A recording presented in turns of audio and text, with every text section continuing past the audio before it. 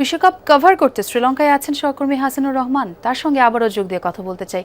হাসিনুর, এর আগের খবরে আপনি জানাচ্ছিলেন কলম্বোর আবহাওয়ার এখন কি অবস্থা দেখছেন এবং বহুল কাঙ্ক্ষিত এই ম্যাচটির ব্যাপারে জানতে চাই।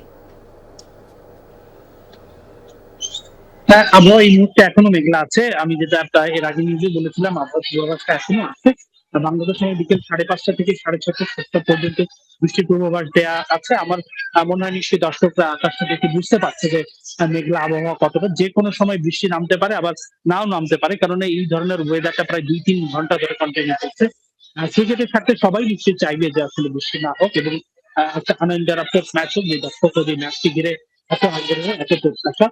তবে এখন পর্যন্ত ওয়েদারের যে কন্ডিশন, তাতে আবহাওয়ার পূর্বাভাস সত্যি হলেও হতে পারে, আবার নাও হতে পারে। তবে সত্যির যে বিষয়টা পুরো ম্যাচ বসে যাবে তেমন কিন্তু বলা হচ্ছে না আবহাওয়ার পূর্বাভাসে।